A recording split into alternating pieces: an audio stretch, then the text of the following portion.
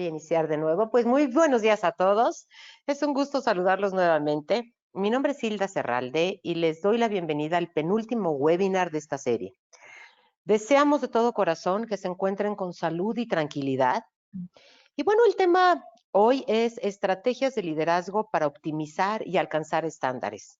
Es para mí un honor presentar a Lucía Rivera. Lucía es vicepresidente de la firma Reading Consultants Latinoamérica. Ha colaborado en Reading desde 1993 y bueno, pues ella es experta en entender la complejidad de las organizaciones y la complejidad de los managers, logrando en cada intervención transformaciones exitosas. Como saben, estoy con gusto respondiendo sus dudas y compartiendo sus reflexiones al término de este webinar. Así que pues, adelante Lucía, te escuchamos. Muchas gracias, Hilda.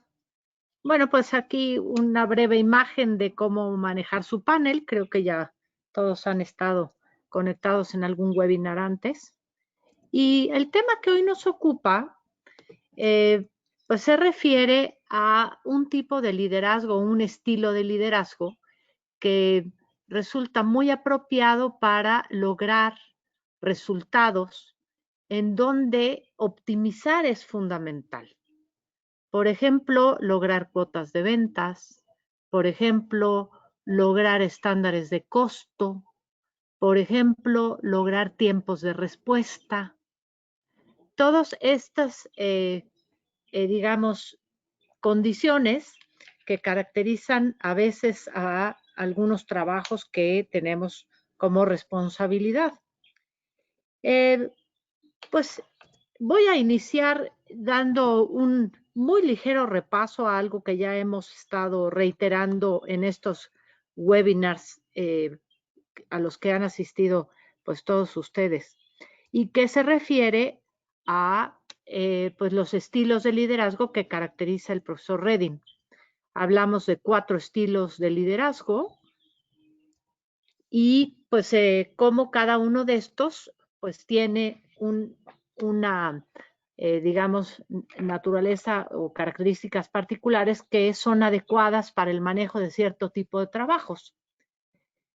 Ya en los webinars anteriores hemos hablado del estilo separado, del estilo relacionado en el anterior y hoy vamos a dedicar nuestro webinar a conversar acerca del estilo dedicado y cuándo aplicarlo.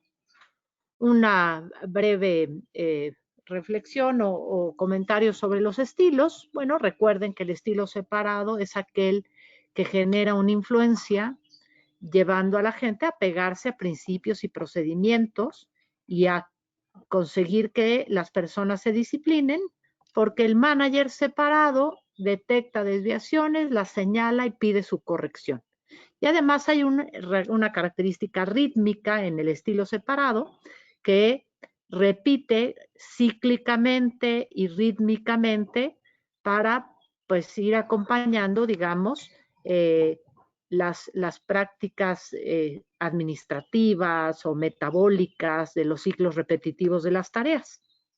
El relacionado es un estilo en donde el manager lo que hace es confiar en el otro porque es capaz de prestar atención a sus emociones, a sus necesidades y entonces se va a dedicar a ayudar, a respaldarlo, a comprenderlo y también a tener paciencia, a aceptar sus ideas, a delegar las decisiones y de alguna manera pues cuidar la parte anímica, la parte emocional, la parte ambiental en el trabajo y a esto darle prioridad. El tipo dedicado del que hablaremos hoy ampliamente es un liderazgo donde el manager tiene como prioridad lograr los estándares, conseguir el resultado de costo, el volumen de ventas, conseguir el tiempo de respuesta, conseguir minimizar los riesgos, etcétera. Y esto lo hace a través de una directividad constante, es decir, el dedicado sabe qué quiere lograr, tiene una idea clara de cómo quiere llegar ahí y así la directividad o dar órdenes es el mecanismo o la vía de influencia que más utiliza. Se apoya en su criterio, impone sus ideas, evalúa, cuestiona, analiza críticamente y pues reconoce dónde puede haber momentos o situaciones de riesgo. Por último, el integrado, del que hablaremos en el siguiente webinar, pues se refiere a el manejo participativo de las decisiones y a este ánimo del manager por integrar ideas de otros, comprendiendo sus motivaciones y sus necesidades, pero también animándolos a realizar una tarea de conjunto. Este breve repaso solamente para ubicarnos en lo que hoy vamos a comentar con más amplitud, que se refiere al liderazgo dedicado. Este tipo de liderazgo se ha vuelto muy impopular. Claro que, como se acuerdan ustedes, cada uno de esos estilos tiene una modalidad más y menos efectiva. Y el lado de baja efectividad del liderazgo dedicado, al que llamamos autócrata, pues claro que es un estilo que encontramos en abundancia en muchas organizaciones, por ejemplo, en nuestro país. De tal suerte que, pues, no extraña que el estilo dedicado sea poco popular. Vamos, sin embargo, o voy a buscar a través de esta charla reivindicar este estilo para que ustedes puedan reconocer cuándo resulta apropiado usarlo y cómo hacer que nos ayude a generar resultados y a que rinda buenos frutos. Me parece que un primer aspecto consiste en comprender cuándo es adecuado usar este estilo. Bueno, para empezar, algo a lo que ya me he referido desde el arranque de esta conversación, que es cuando hay que lograr estándares. Pero hay la particularidad en donde el logro de estándares requiere acciones distintas cada vez. Debemos distinguir procesos repetitivos, donde las tareas siempre son iguales, que esos necesitarían más bien un liderazgo separado, de procesos donde se puede optimizar los resultados.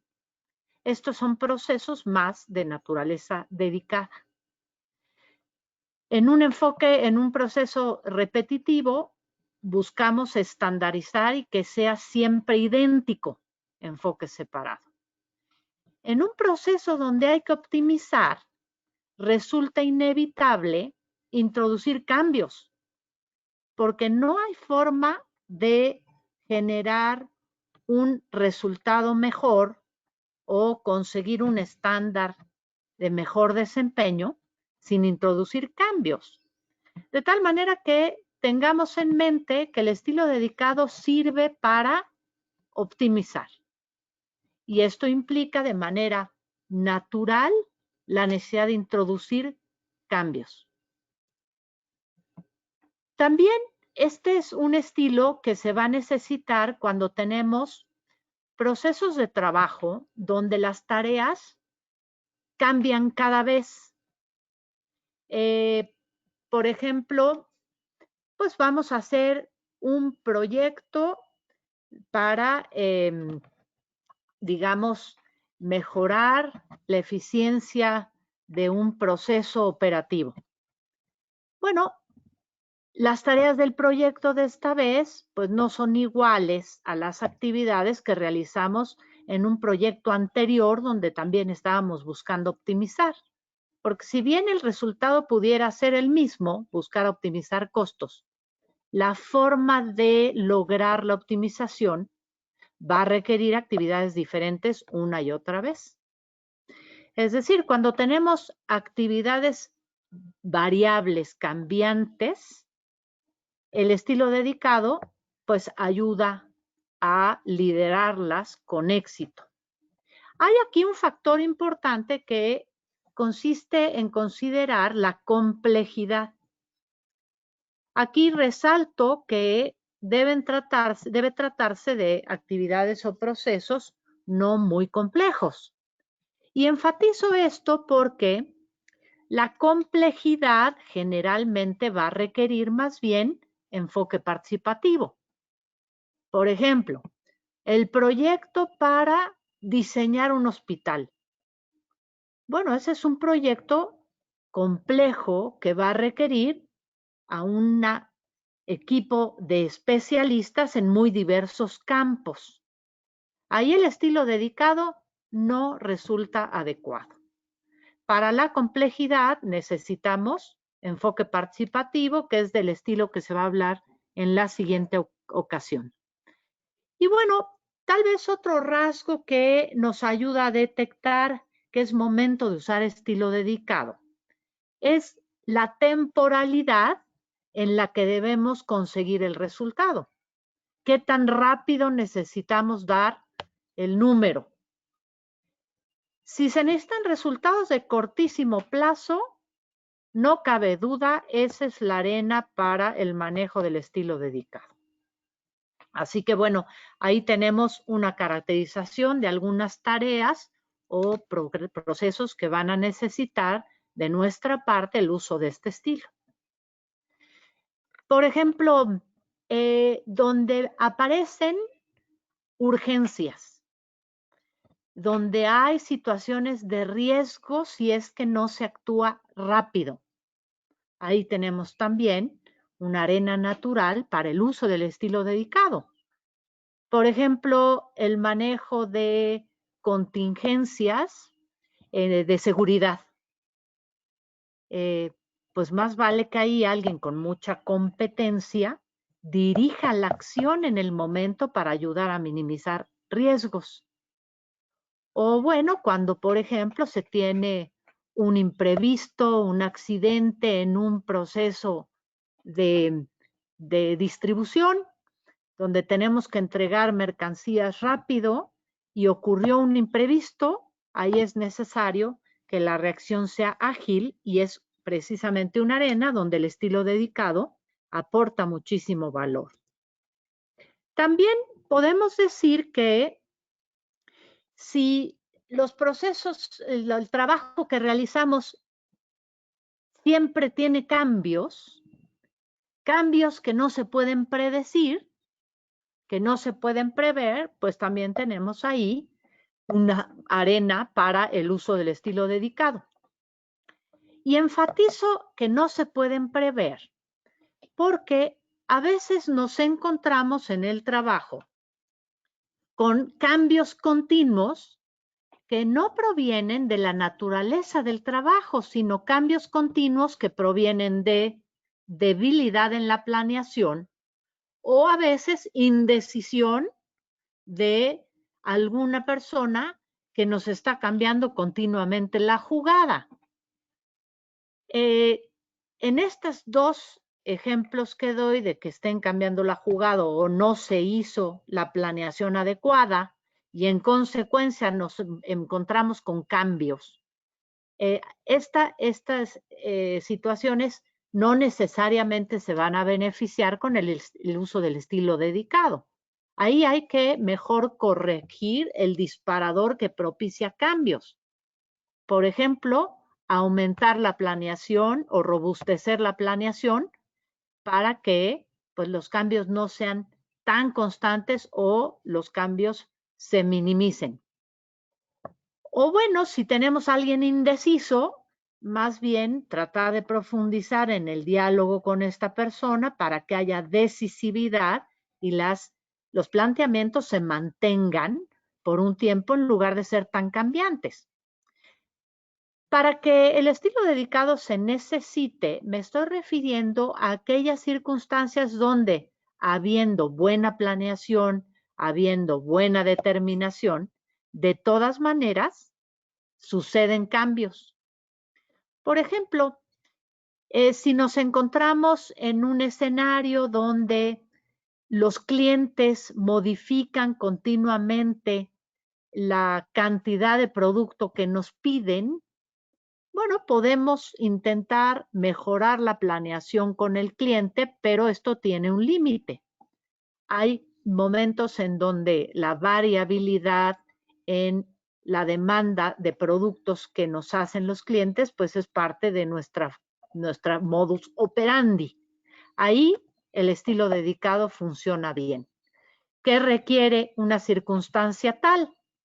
Reorganización constante.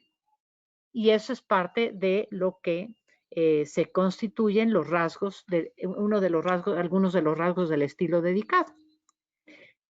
Bueno, también cuando el trabajo es de naturaleza física, es decir, donde el reto que tenemos como managers es que las personas a nuestro cargo muevan cosas en el mundo físico, ahí el estilo dedicado es muy útil. Por ejemplo, hablemos de trabajos como, bueno, cargar camiones en un centro de distribución, por ejemplo, tener a mi cargo pues la cuadrilla de personas que fabrican o construyen una barda, un cuarto, etcétera. O incluso, por ejemplo, donde tengo vendedores a mi cargo que pues necesitan hacer muchas visitas al día para pues tener una acción suficiente para llegar a la cuota de ventas. El trabajo físico, digamos que nos enfrenta con las limitaciones del mundo físico. El tiempo, la dureza de las cosas, lo pesado de un equipo y todo esto entonces demanda que sepamos organizar el esfuerzo de las personas para manejar el mundo físico en tiempo y costo. También el estilo dedicado se va a necesitar cuando tengamos un tipo de trabajo donde el subordinado siempre va a tener mucho menos competencia que nosotros. Ya sea porque pues, se trata de un trabajo, digamos, simple, o porque se trata de un trabajo más operativo donde el subordinado tiene una menor preparación y no necesita más preparación realmente para hacer su trabajo, o ya sea porque no le vamos a dar poder de decisión, sino que conservo yo en mi dominio la posibilidad de decidir y no necesariamente es adecuado delegar las decisiones. Pensemos también, por ejemplo, cuando yo como jefe llego a tener el panorama completo de lo que ocurre con el trabajo de segmentado de mis subordinados. Ahí claramente mi panorama tenderá a ser más amplio que el que puedan tener mis subordinados.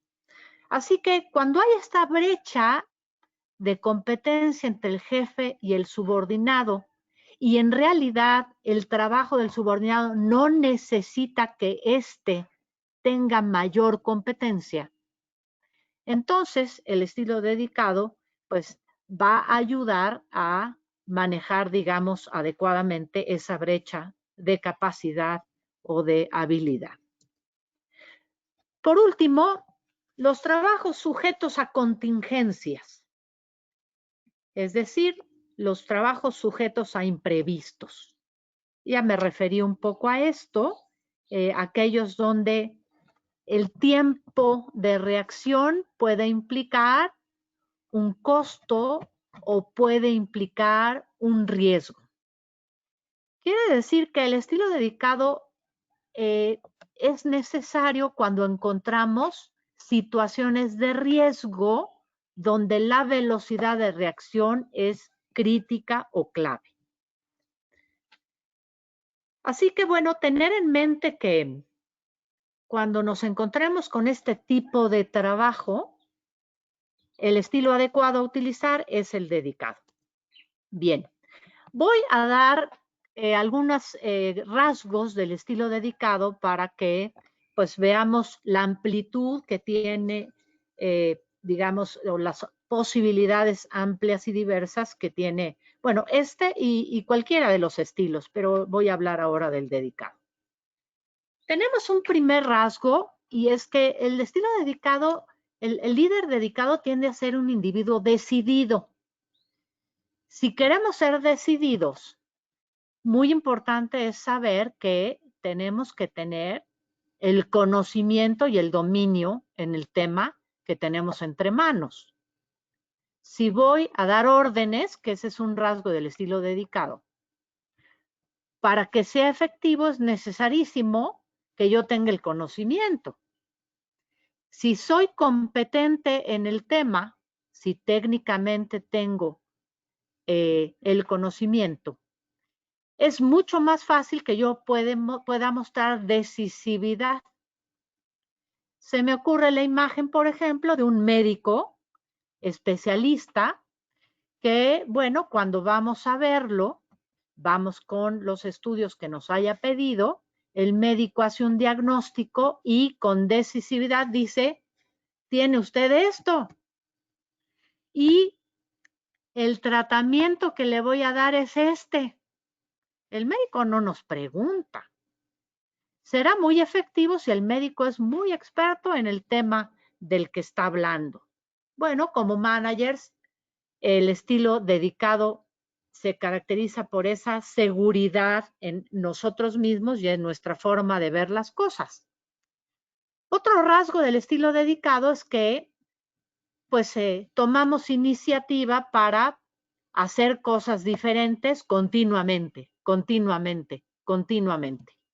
Un proceso que requiere optimización necesita de manera natural que tomemos acción para hacer algo diferente, para ver que mejoró el impacto. Por ejemplo, cuando tenemos un equipo en un proceso donde hay que optimizar costos, pues solamente medir el costo no va a generar una eficiencia. Tenemos que tomar acción y dirigir una acción de mejora para que se implemente y volver a valorar el efecto. Un elemento interesantísimo del estilo dedicado es que organiza el trabajo. Es decir, establece con claridad qué es aquello que quiere lograr y también sabe cómo llegar ahí, así organiza. Y entonces, un rasgo del estilo dedicado es que planifica, genera, digamos, un planteamiento, una lista de actividades que hay que realizar para lograr el resultado, analiza recursos, tiene bastante conciencia del tiempo que toman las tareas, las capacidades que tienen las personas que las van a realizar y de esta manera, pues da a cada quien su lista de tareas a realizar en qué tiempos con los recursos. Esta forma de organizar es clave para lograr una respuesta efectiva. Establece normas y estándares. Por ejemplo, cuando falla algo, un dedicado lo que hará es plantear, de aquí en adelante, esta va a ser la nueva forma de hacer las cosas. De tal manera que cuando va encontrando fallas, va planteando caminos de solución que se pueden considerar después integradas al proceso natural de trabajo. Y así, pues, algo que falló antes, si ya se estableció una nueva norma, pues ya deja de fallar. Seguro, independiente, ambicioso, aquí podemos decir que va por más. Ya logramos un resultado, el dedicado estará insatisfecho continuamente y querrá lograr más. Una manera en la que el dedicado anima a la gente a optimizar y mejorar estándares es que premia o castiga. Y a partir de premios y castigos, pues va consiguiendo que haya personas que se entusiasmen por ir más lejos porque hay el beneficio de tener, pues, precisamente un beneficio en lo particular. Y bueno, establece controles cuando algo falla. Para el dedicado el trabajo va primero y así podemos ver a veces a tener la sensación de que el dedicado en ocasiones se ve insensible. Dirige quiere decir impone su criterio. Te digo qué hacer. Así voy ahora a comentar algunas diferencias entre el estilo dedicado de alta efectividad y el estilo dedicado de baja efectividad. Porque a veces el estilo dedicado pues no resulta efectivo. Y voy a dar algunas tips sobre algunas sutilezas que ayudan a modificar y potenciar la efectividad del estilo.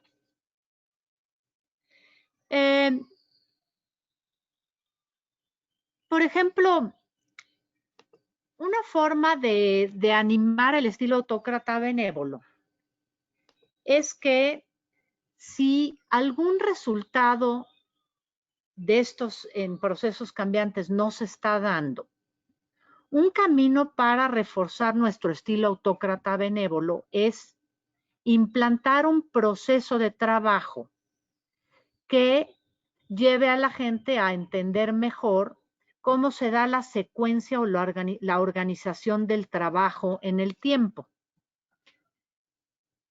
Tenemos, por ejemplo, que un equipo está algo desorganizado y no logran resultados en un trabajo cambiante. Bueno, ahí como jefe, diseñar el proceso e implantarlo va a ayudar a que se dé una mejor organización del trabajo de conjunto. Recuerdo, por ejemplo, un negocio donde tuvimos la oportunidad de apoyar como consultores, que fabrica grandes transformadores eléctricos. Transformadores tan grandes que para transportarlos al lugar donde se instalan, bueno, pues se tiene que transportar el transformador en pedazos, porque si fuera el transformador completo no cabe ni siquiera en las carreteras. Cada transformador tenía características muy distintas y así cada uno de ellos resultaba ser un diseño a la medida del requerimiento del cliente. La efectividad de ese tipo de trabajo requería, número uno, primero, hacer un magnífico diseño del transformador y luego hacer también un diseño del proceso de fabricación, que en cada caso pues es diferente porque el transformador en cuestión no es igual al que se fabricó antes. Y habiendo hecho un plan perfecto del proceso de fabricación, entonces dar a cada una de las áreas en cuestión pues su plan para que estuvieran perfectamente enterados cuándo les tocaba realizar qué tipo de trabajo, cuándo tener listo cada subensamble del gran transformador. Y así el líder a la cabeza, habiendo diseñado e implantado ese proceso, hacía que todas las personas involucradas tuvieran claridad acerca de cuándo les tocaba hacer qué cosa, cuándo entregar qué parte y pues en su revisión con cada uno de ellos, este manager iba verificando que estaba todo el mundo a tiempo. Así, implantar nuevos procesos de trabajo es una manera de organizar el trabajo que es un rasgo del estilo dedicado. Haciéndose oportunamente, esto anima a la efectividad. La optimización de procesos también es un rasgo de estilo dedicado. Y cuando nos referimos a procesos, pues digamos que están bajo nuestra tutela y que no necesariamente son procesos que requieren la interacción o la interdependencia de otras áreas. Así, por ejemplo, utilizar prácticas de mejora continua en donde tenemos el indicador de costo o de ventas o del estándar a optimizar. Y luego de ahí analizar causas con esta herramienta tan simple que muchos de ustedes conocen, que es Ishikawa, el análisis de causas, para entonces elegir causas que nos estén llevando a no generar un mejor resultado y tomar acciones, decidir qué acciones corrigen la causa e implementarlas. Este ciclo, digamos, de medir el estándar, analizar las causas, elegir las causas principales, decidir acciones correctivas e implementar. Este ciclo de optimización es un rasgo de liderazgo dedicado. Seremos muy efectivos si conocemos muy bien el proceso y comprendemos bien las causas. Pero, pues, si no están logrando algunos estándares, créanme, este es un camino interesante. Estoy ahora mismo dando un coaching a una gerente regional de una empresa que vende vitaminas y suplementos. Y así lo que hemos hecho es ayudarle para que en la interfase 1 a 1 con sus gerentes de zona hagan esta revisión de causas, midiendo el estándar de ventas logrado. Se analizan causas de por qué puede estar bajo, se eligen algunas y se deciden acciones correctivas. Y estas acciones las pone en marcha su subordinado de ahí hasta la siguiente revisión, que es cada 15 días. Para la siguiente revisión, nuevamente viene medido el volumen de ventas y se sigue bajo, se analiza nuevamente causas, se toman las 3, 4, 5 más importantes, se deciden acciones correctivas y así esta manager ha logrado animar a su subordinado a tomar acciones e implementar las acciones de cambio que tienen el efecto precisamente de optimizar. Esto es a lo que me he referido con la práctica de mejora continua de estándares. Este tipo de práctica sirve para eficientar costos, llegar a volúmenes de ventas, aumentar velocidad de respuesta, corregir errores en un proceso de servicio. Vaya, no echen en saco roto, esta es una práctica muy poderosa porque ayuda a la optimización. También la forma de impulsar nuestro estilo autócrata benévolo es incorporando prácticas de planeación. ¿Qué quiere decir prácticas de planeación? Bueno, un ejercicio sistemático que nos lleve a organizar el trabajo en el tiempo. Esto es planificar. Y a veces, para que surja el estilo autócrata benévolo o una manera de favorecer el que surge este estilo es empezar con nosotros mismos. Si, por ejemplo, somos managers que tenemos dificultad para terminar cosas en tiempo, ahí hay una señal de que probablemente nos esté faltando planificación en nuestra práctica cotidiana. A veces tenemos una visión corta de lo que quiere decir un plan. Me he encontrado con muchos managers a los que les solicito, oye, haz por favor un plan. Y vienen con una lista de tareas. Una lista de tareas no es un plan. Un plan debe contener, además de la lista de actividades a realizar, la fecha en la que dicha tarea se debe iniciar, los recursos que se van a necesitar para la ejecución de esa tarea y también el responsable de liderar su implementación. En el armado de planes simples, estos 4 elementos, diríamos, son la base mínima.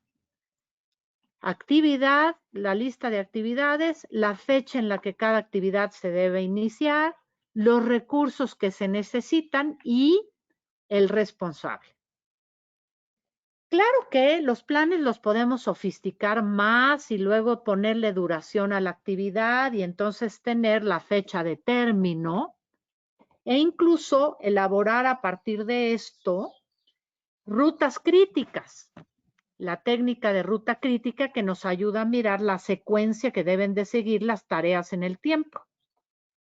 Si manejan ustedes proyectos o actividades en volumen, es decir, tienen que liderar la ejecución de muchas tareas ligadas, les recomiendo que adopten la práctica de ruta crítica. Esto es planeación. Dirigir la ejecución también es un aspecto que llega a estar muy mal entendido. Me he encontrado con personas que incorporan prácticas de project management y dicen, bueno, ya fuimos al curso de project management, ya la gente sabe hacer los planes, pero ¿qué crees? No mejoramos la ejecución. Bueno, porque el curso no es suficiente. Lo que hace a la ejecución efectiva es el liderazgo dedicado.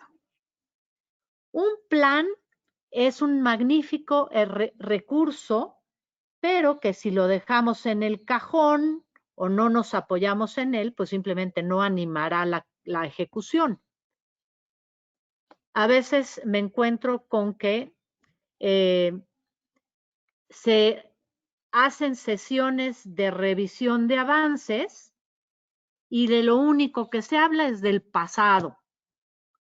Esto es, en la reunión, lo único que se revisa fue todo aquello que no se ejecutó en tiempo. Bueno, dirigir hacia el pasado es precisamente estilo autócrata, porque ya no sirve. El pasado ya no tiene remedio. ¿Qué quiere decir dirigir la ejecución con alta efectividad? Que me siento hoy a ver el plan de las actividades que vamos a ejecutar en el futuro próximo, la próxima semana, los próximos 15 días o hasta el próximo mes, para verificar con aquellos que tienen que ejecutarlas. Uno, que están claros de en qué consiste la tarea. Dos, pueden iniciarla en la fecha acordada. Y tres, tienen los recursos. Si en esa sesión nos damos cuenta que faltan recursos, ahí yo puedo entonces moverme para ayudar a que los tengan en tiempo. La ejecución en tiempo se gana o se logra arrancando las tareas en tiempo. Así, dirigir hacia el futuro inmediato resulta sensato porque ahí es donde podemos tomar la acción para hacer que las cosas sucedan. Dirigir hacia el pasado siempre se recibe como regaño, autocracia. Otra forma de reforzar mi estilo autócrata benévolo es aumentar mi conocimiento del fenómeno que estoy dirigiendo. Hoy estoy llegando a un nuevo puesto donde me encuentro la necesidad de actuar con velocidad y optimizar estándares. Mi primer trabajo será ponerme a estudiar, es decir, aprender y ampliar mi conocimiento en el campo para volverme un verdadero experto. ¿Cuál es la diferencia entre un manager que dirige cuando sabe y un manager que dirige cuando no sabe? Para empezar, aunque creamos que no, las personas a nuestro alrededor se dan cuenta. Y el que insiste en imponer su idea cuando no sabe, pues cae en autocracia, porque además si lo obedecen, si nos obedecen habiendo impuesto una idea equivocada, pues el resultado padece. Entonces, volverme experto en el tema es muy importante para nutrir nuestro estilo autócrata benévolo. Por supuesto que un rol activo en ayudar a la ejecución es conseguir que los recursos que se tienen que se necesitan para la ejecución de lo que hemos acordado o lo que hemos dirigido o pedido, estén. Por ejemplo, con esta manager comercial que tiene una región comercial en el país, pues decía es que hay unas tiendas que les falta personal. Bueno, esas tiendas no llegarán al número si el recurso no lo tienen. Nosotros como managers es muy importante que activamente resolvamos eso, en lugar de estar esperando que el gerente de la tienda, que ni siquiera tiene gestión e influencia en el tema, resuelva un asunto que está fuera de sus manos y luego le pidamos el resultado sin el recurso. Entonces, es tarea nuestra para conseguir que nuestra gente logre estándares que tengan los recursos. Y si no los tiene, nosotros dedicar tiempo a conseguir que sean asignados de manera adecuada. Y por supuesto, algo que siempre ayuda a premiar el mejor desempeño. Alguien que ha logrado estándares sobresalientes merece un reconocimiento y además, si es público, esto va a animar a otros a retarse, porque precisamente parte de lo que el autócrata benévolo hace es retar, pero un reto positivo tiende a ser muy poderoso también. Cuando tenemos la necesidad de responder ante contingencias, tener planes elaborados a priori y luego hacer simulaciones o simulacros es lo único que nos puede ayudar a estar preparados en un caso tal y entonces dirigir la acción y la respuesta minimizando riesgos. Por último, un tip fundamental para el cultivo del autócrata benévolo. Supervisar cercanamente quiere decir semanalmente o en ocasiones diario, depende del tipo de trabajo. Estar vigilando que las tareas se inician en tiempo. Así, por ejemplo, si tengo un subordinado que no es muy bueno implementando en tiempo, además de armarle su plan, cuando va a iniciar tareas críticas, pues necesito acercarme y decir, oye, acuérdate que hoy necesitas arrancar esto. ¿Cómo lo ves? ¿Lo tienes todo claro? Puedes iniciar sin problema esta verificación y si lo vemos dubitativo, acercarnos y decir, bueno, te recuerdo cómo hay que hacerlo. Y así, a la hora que debía iniciar la tarea, estar otra vez cercano. Este tipo de supervisión estrecha, pues es necesaria para personas que no toman iniciativa a tiempo. Tarde que temprano, con esta supervisión cercana, la persona va a irse dando cuenta que seguir el plan no es opción. O sea, no es opcional. Al contrario, seguir el plan se vuelve pues su obligación, pero una obligación de la que estaremos pendiente de manera gentil, pero precisa y determinada. En la medida en que animamos y llevamos a la gente a habituarse a iniciar tareas en tiempo, hemos dado un paso muy importante en nuestra efectividad y claramente en la presencia de nuestro estilo autócrata benévolo. Quiero dar algunos rasgos del estilo dedicado de baja efectividad para que podamos diferenciar claramente de los rasgos que marqué anteriormente. Si bien el dedicado se exige con alta efectividad cuando uno ha creado todas las condiciones para que la persona lo pueda hacer. Exigir sin haber planificado o dotado de recursos es caer en autocracia. Es no aportar las condiciones para que la ejecución se realice en los niveles de exigencia que nosotros queremos. Hacer seguimiento a posteriori, lo que ya les comenté, me reúno a hacer un seguimiento de la ejecución del plan y lo único que reviso es el pasado. Pues no, ¿para qué? Ya no sirve eso. ¿Por qué no hiciste tal cosa en tiempo? Eso es puro regaño, jóvenes. No funciona, hace a la gente sentirse fatal y es además percibido agresivo. Dirigir sin saber. Esto claramente es un factor que nos lleva a la autocracia en forma directa. Quiere decir que Si en ocasiones encontramos que nos perciben autócratas, es importante que empecemos a cultivar un poco de humildad. Probablemente no estamos siendo conscientes de que no sabemos del tema. Castigar o criticar las fallas. Esto no ayuda a la efectividad. Las fallas es muy bueno encontrarlas porque minimiza riesgos, pero la falla, si se analiza y se utiliza para el aprendizaje, puede ser muy útil. Cuando encontremos una falla, decir, oye, mira, voy a proponerte cuál podría ser otro camino para hacer esto, y entonces la siguiente vez encuentres que no caemos en esta dificultad. Esa sería una manera adecuada de abordar una falla. No quiere decir que es efectivo, digamos, obviar o no mirar las fallas, pero no verlas con un enfoque crítico.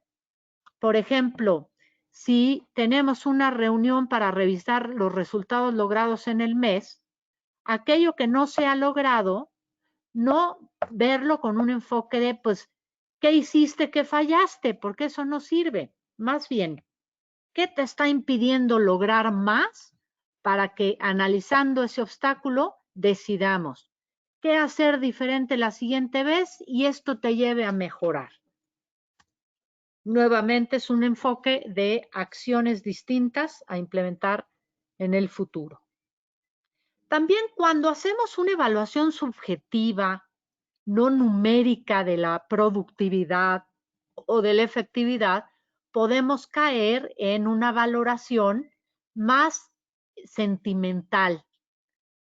Por ejemplo, recuerdo un director médico que pues tenía un gerente de mantenimiento que era muy efectivo, pero él tenía la noción, el jefe, de que era poco efectivo y estaba a punto de correrlo. Felizmente lo convencimos de que no lo corriera y más bien lo animamos a que hiciera medición mensual de sus resultados con base en indicadores de responsabilidad por resultados, áreas de efectividad. Este director, cuando empezó a ver los números logrados por su gerente de mantenimiento, se sorprendió. Dijo, wow, es súper efectivo. Le dijimos, sí, pues es lo que nosotros te habíamos adelantado, pero qué bueno que ya con los números lo constataste. Este director tenía una animadversión con el gerente de mantenimiento. No le caía bien.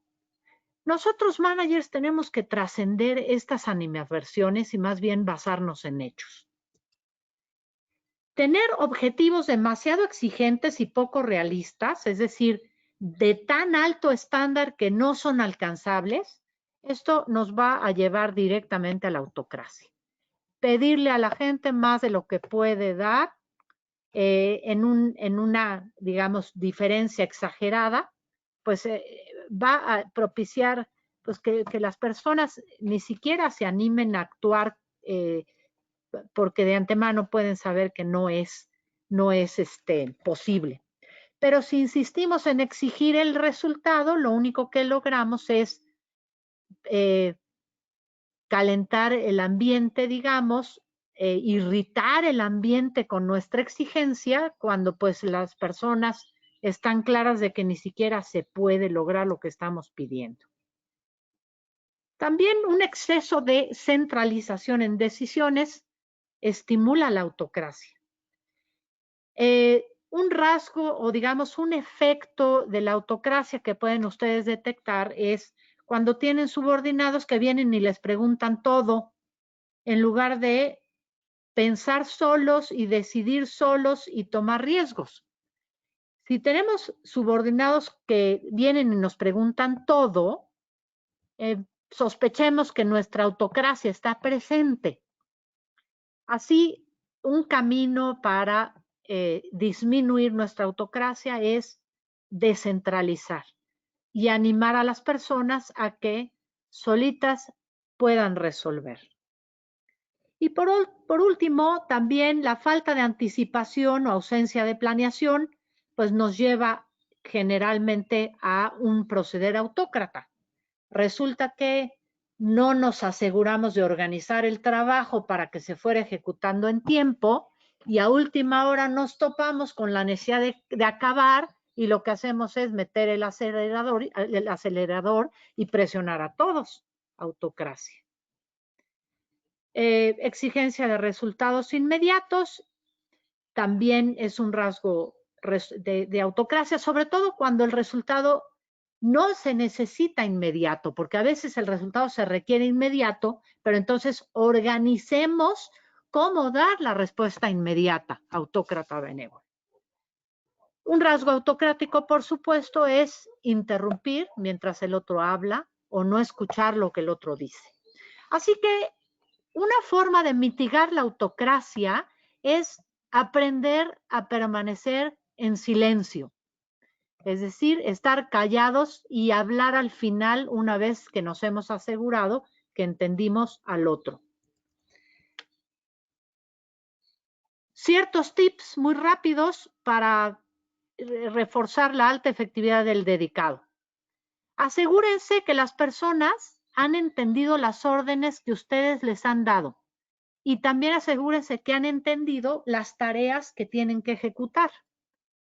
Y si no han comprendido, tómense el tiempo de explicar tantas veces como haga falta hasta que el otro comprenda por qué lo vas a hacer como yo digo y cómo es hacerlo de la manera que yo te lo pido.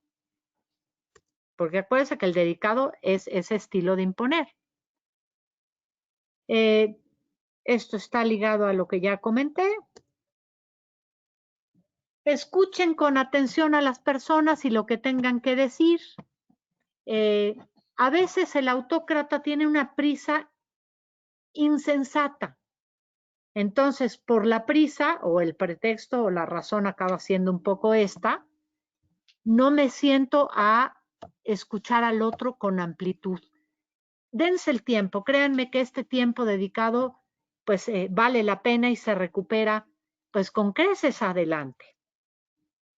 También asegúrense de mover a la gente para que inicie en tiempo. Ahí es donde se gana la ejecución en tiempo. Entonces, si tienen gente autónoma que puede seguir planes, pues ya acabaron.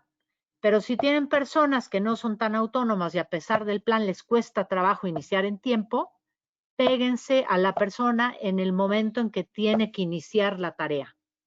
Y si esto lo van repitiendo con suficiencia, la persona tarde que temprano se acostumbrará a seguir el plan. Y esto quiere decir iniciar tareas cuando el plan se los indica.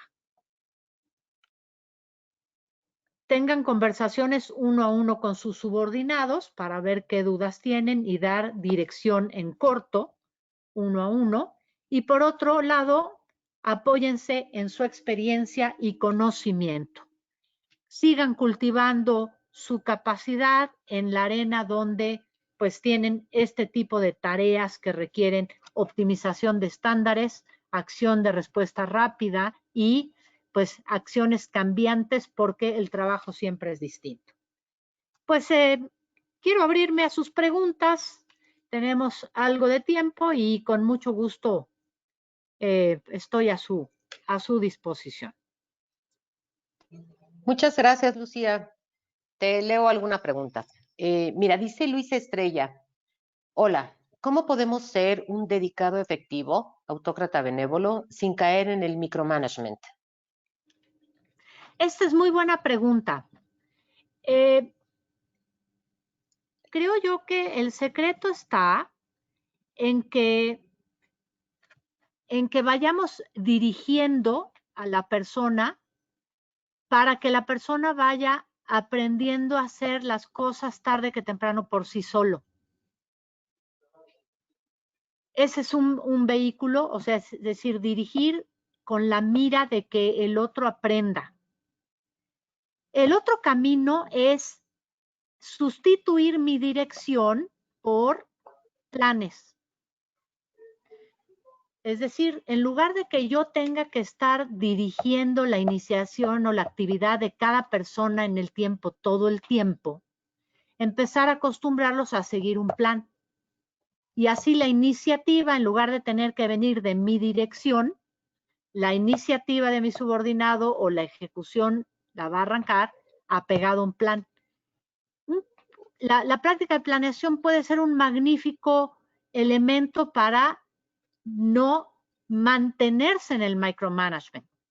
Es decir, hacer micromanagement por un tiempo no está mal, sobre todo si el subordinado es nuevo o no sabe.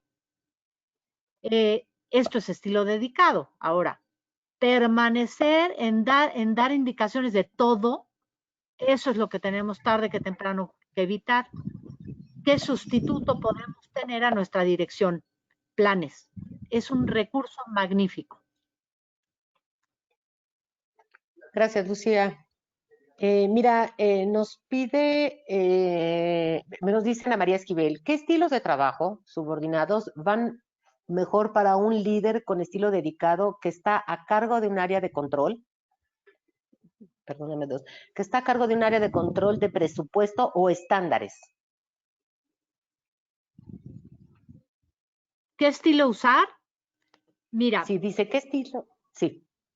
Ahí se necesitan probablemente separado y dedicado.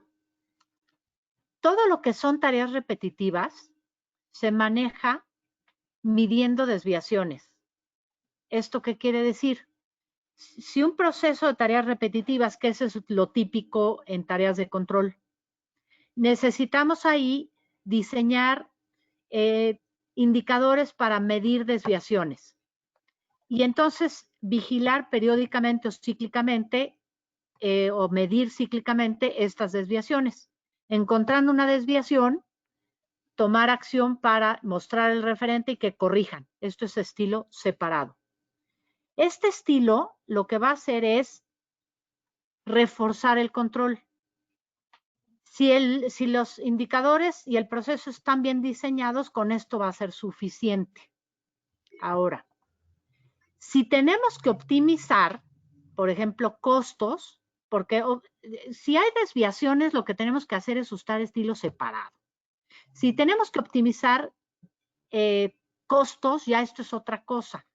Lo que hay que hacer es tomar la medición del costo y usar análisis Ishikawa y decidir acciones correctivas para ejecutar qué cosas haremos ahora para mejorar el costo. Entonces, digamos que ahí están las dos piezas para lo que es el liderazgo de control y optimización de procesos. El control sirve para que la gente haga lo mismo siempre bien. ¿Cómo se logra esto? Midiendo desviaciones y pidiendo corrección. A veces Gracias, eso es... Perdón.